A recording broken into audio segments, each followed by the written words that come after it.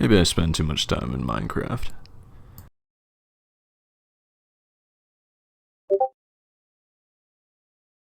Oh?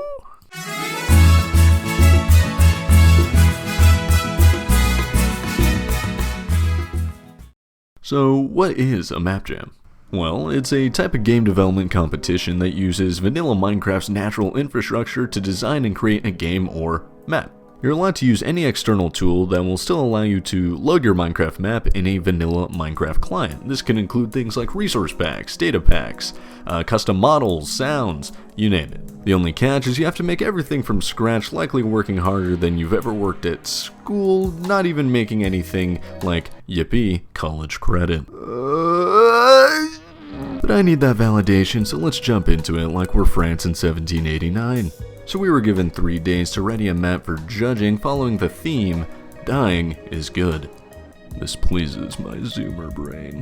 While my partner and I brainstormed, we thought of games like Outer Wilds and Portal. Outer Wilds in particular had this cool gameplay loop where you would be brought back to your starting point after a certain amount of time had elapsed. You had until that time to gather information until you can make one perfect run with all the information you'd gathered.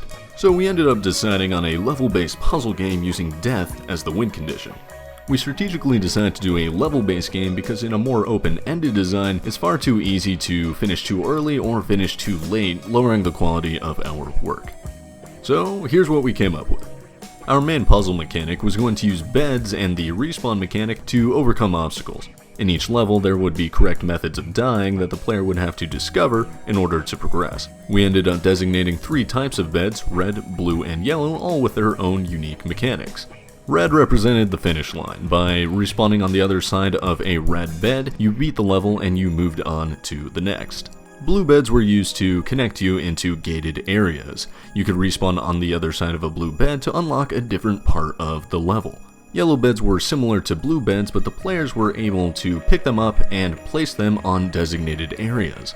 We thought this sort of simple color coding would help the players intuitively discover what each of the mechanics were and how to spot them out. Combining these main mechanics with some assorted minor puzzle mechanics as well as everybody's favorite, parkour, we were able to put together a good idea for the rest of the map jam.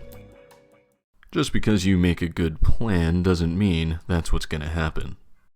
Taylor Swift.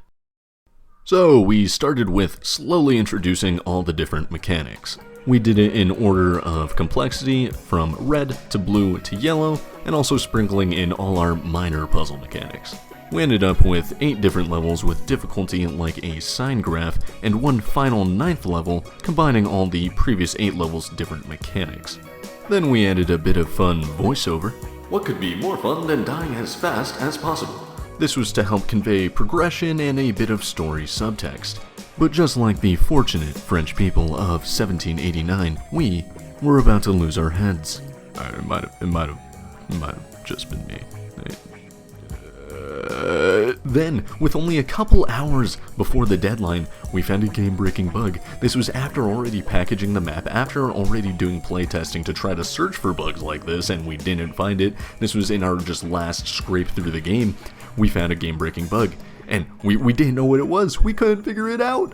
So what did we do? We just went through the entire thing. We went through the entire map, just banging our heads on the table, trying to find this game-breaking bug before the time ran out, and time was going quickly. With just over an hour left before the submission deadline, we were able to find the bug, do a bit of playtesting, package it all up, submit it, and I even forgot to reset one of the simple levels, and it's fine. It's fine. It could have been intentional. Yeah. Whatever. And so HN Industries Testing Division was born. And what did the judges think after our debacle? We won! Easy! Never doubted it. Calculated. Easiest win of my life.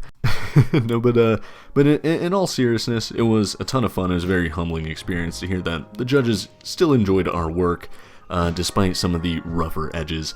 And yeah, I'm really proud of what we were able to accomplish within only 3 days. Here are some afterthoughts. have multiple people check the final product, especially with that one mistake I said where I forgot to reset one of our simpler levels. That was completely on me. The final check was just me going through after we had exhaustively searched for that final bug and fixed it. I just did one last playthrough, and I think I remember doing a checklist. I think I flicked it, flicked a lever thinking it was going back to the off position, but I think it was already off and it went back to on. If we had multiple people checking it, that wouldn't have happened.